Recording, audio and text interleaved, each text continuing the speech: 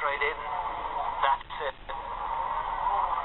Iggy is very restless in the stalls. They're ready. They're off.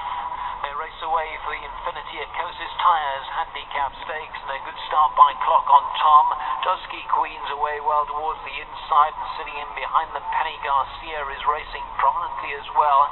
Rich Forever, the red and white towards the outside, is also prominent, and then tucked in behind them is Dolores Rocket in the pale blue and yellow horse and blue headgear. Shady McCoy next, the purple and white towards the inside, then the pale blue jacket sitting back in the field of Tapley Sue as they reach the end of the backstretch. Dream Scenario races second last, and Iggy is the one at the back, about 8 to 10 off the leader, which is Clock on Tom, as they take the turn and head left-handed inside the final half mile. Clock on Tom, the blue and yellow, shows the way by 3 parts of a length to Rich Forever racing second, then the green with the white crossbelts, orange sleeves of Dusky Queen towards the inside of the dark green jacket of Penny Garcia. Shady McCoy next towards the inside, just gets a slap down the shoulder, but is getting a forward move going there, followed through by Dolores Rocket. Tapley Sue is next. They've dropped Dream Scenario, and Iggy can't get competitive at this stage. They're down towards the final couple of furlongs. Clock on Tom, now tackled by Rich Forever. 3 deep of those is Penny Garcia, going for a run up the fence is Dusky Queen. Shady McCoy looks for room, and right down the centre is Tapley Sue. There's plenty of chances here. Penny Garcia, the dark green jacket, the far side Dusky Queen. Here's Shady McCoy beginning to blast home. They go down towards the final furlong. Shady McCoy on the outside, Dusky Queen towards the far side, and Shady McCoy has lashed to the front and won it. Back in second was Dusky Queen. They were clear of Penny Garcia, Tapley Sue and Clock on Tom.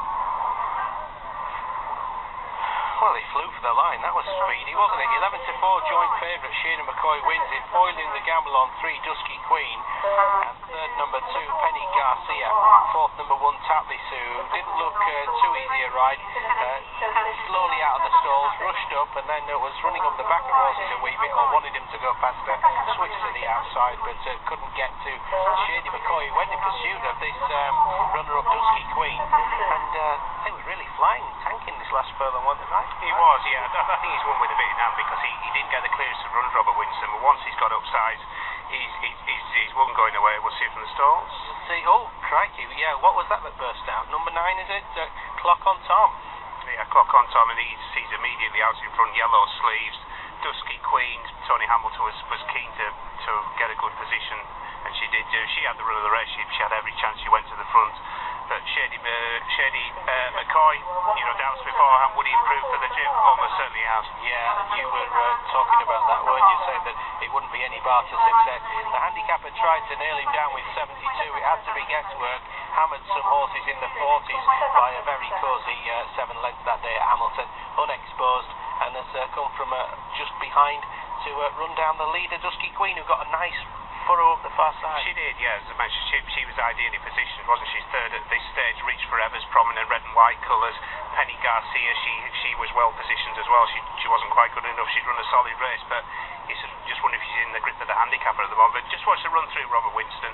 Just has to wait for a gap to come. He ends up going up the rail. Yeah, and look to the second left while you're watching that as well. You'll see how he gets the run up the rail, Dusky Queen, she does. Second from the left, that Tapley Sue is a bit like that Heskin from the same stable who runs in the Armstrong colours at the stalls. Just takes a few strides to get into rhythm. He has, yeah. He's a horse, he'd had stall issues. I remember one day at York last year, he fluffed his lines. He got about 50 yards behind. So I don't think he's totally straightforward. Again, I wonder if he's in the grip of the handicapper. But once the winner's in the open, he's pulled up sides Dusky Queen. He's won going away. I suspect the handicapper will have his revenge, but he's lightly raced. He's definitely going the right way, and who's to say he won't get a mile.